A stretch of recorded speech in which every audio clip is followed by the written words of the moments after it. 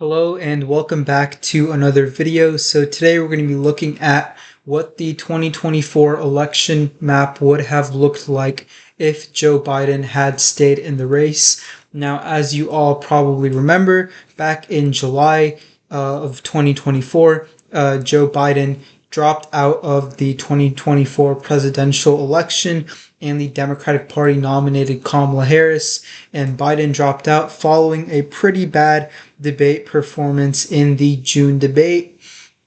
And looking at the polls back in July, you can see that at the time that Biden dropped out, Trump was leading in the national averages popular vote by 3.1%. And since early June, the gap had been growing more and more. And considering Biden's debate performance and the fact that the election was still over 3.5 months away when Biden dropped out, there was plenty of more room for Biden to do worse and for Trump to do better. So I imagine by November, this number probably would have been Trump plus 6, maybe Trump plus 7, somewhere around that number. Now, if we look at the Trump versus Harris polls, the RCP average predicted Harris would win by 0.1% in the popular vote.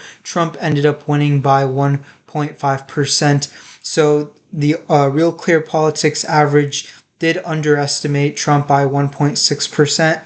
Let's say if Biden runs, they underestimate Trump by the same amount.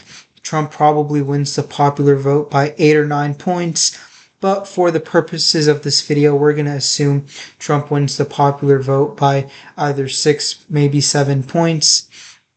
And as a reminder, this is how the 2024 election map turned out. Trump won 312 electoral votes. Kamala Harris won 226. So let's get started. I think Joe Biden, he would win Washington and California by safe margins. And when I say safe, I mean by at least 10 points. If I say likely, that's 5 to 10 points. Lean is 1 to 5 points. And tilt is less than a point. Now, in the state of Oregon, Kamala Harris won here by, I believe, 14 points or so. Yeah, that's right. I think Biden would only win here by probably 8 or 9 points. It'd be closer and fall into that likely margin for the Democrats. Now, in the state of Idaho, Montana, Wyoming, Utah, a lot of these Great Plains states, I think Trump wins quite easily. We'll go back to Nebraska's 2nd congressional district and talk about that later. Alaska and Texas, these are going to be safe red states. Hawaii will be a safe blue state. Louisiana and a lot of these other southern states, Trump would win pretty easily. And as you can see, he's already developed quite a big lead against Biden. Now, the state of Maryland would be safe for Biden, as well as...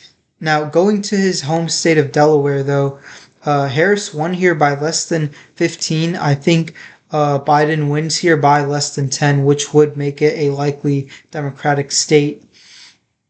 And then going to the state of New Jersey, this is a state back in 2020, Biden won by 16 points, but Kamala Harris only won by 6 points.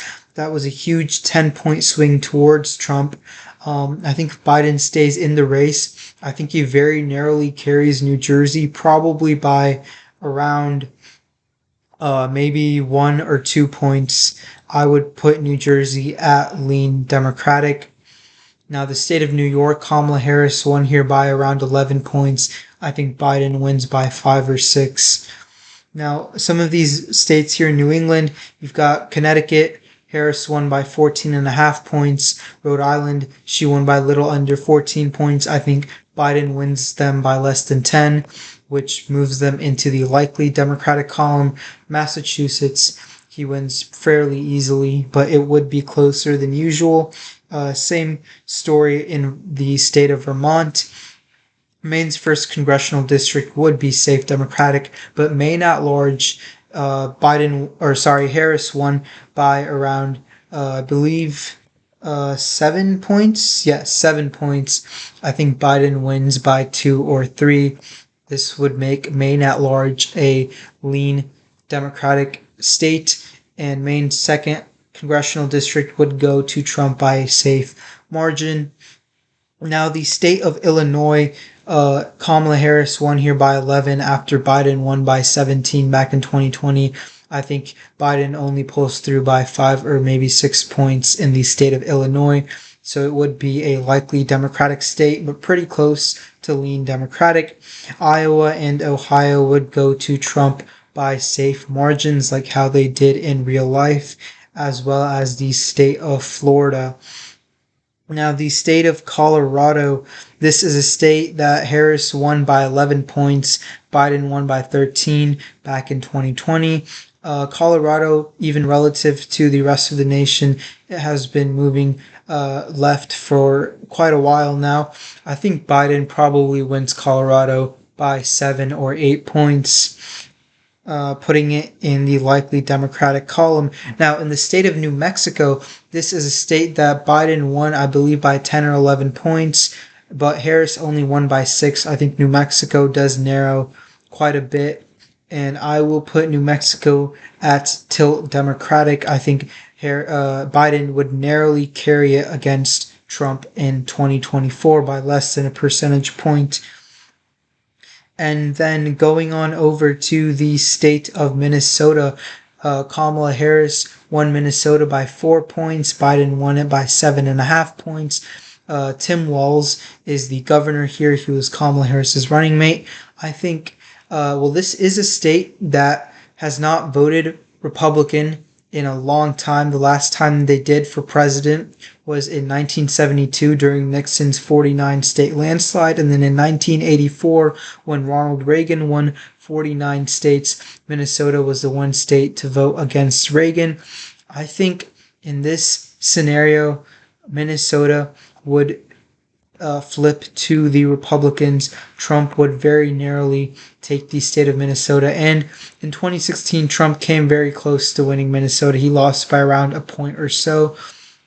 Now, going on over to the state of Wisconsin, Trump won here by less than a percentage point. I think he probably wins by 4 points or so, putting Wisconsin as lean Republican. But Michigan, he won here by 1.5 points. I think he can get to 5 points in Michigan against Biden. And a similar story in the state of Pennsylvania, which does put Trump at 273 electoral votes, which would make Trump the 47th president of the United States. Now, going on over to the state of Virginia, Biden won here by 10 points in 2020. Harris won here by 6. I think in this scenario, the state of Virginia goes to Biden by around 2 points or so, putting it in the lean Democratic column. In the state of New Hampshire, I do think Trump flips New Hampshire. He almost won it in 2016. Biden won it by over 7 points in 2020. Harris won it by over 3. I think Trump does flip the state of New Hampshire. In Nebraska's 2nd congressional district, Biden won by over 6. Harris won by around 3 or 4. I think Trump does narrowly take Nebraska's 2nd congressional district. Now, in the state of Nevada, Trump won here by over 2 points or so. 3 points. I think he can certainly improve that margin to over 6 points or so.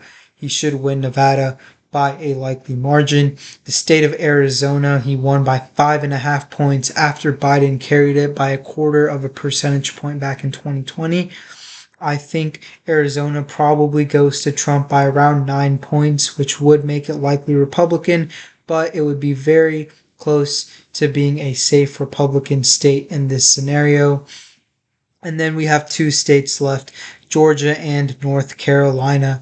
I think that the state of Georgia, which Trump won by 2.2 percentage points after Biden won it by about 0.23% back in 2020, I think he could win. Trump could win by over 5 points against Biden. North Carolina, Trump won by 3.2%. I definitely think he could get 6 potentially. 7-point win here in North Carolina, making it likely Republican. And there you have it. Trump gets to 327 electoral votes against Biden, and Biden gets to 211. And if I'm being completely honest, I think this result is being a bit generous to Biden. It's completely possible that going from July to November, Biden completely crashes even further. And not only does Trump take Minnesota and New Hampshire on top of what he got in real life, it's entirely possible he flips New Mexico, Virginia, and New Jersey. And hypothetically, if he were to accomplish this, if Trump won New Mexico, if he won Virginia, and if he won the state of New Jersey, he would get to 359 electoral votes. This would be your worst case scenario for Biden, and I do think this is entirely possible, but I do think it's more likely that if we got closer to the election, Biden would have rebounded a little bit and he would have won some of these states, which he loses in this worst case scenario map. But regardless, Biden, I strongly believe, would have lost to Donald Trump. It's really a question of by how much. And if you guys enjoyed this video, please be sure to drop a like and subscribe. Turn on post notifications so you don't miss a future upload. Help me get to 200 subscribers. Please feel free to comment any suggestions in the comment section, and I will see you all in the next video.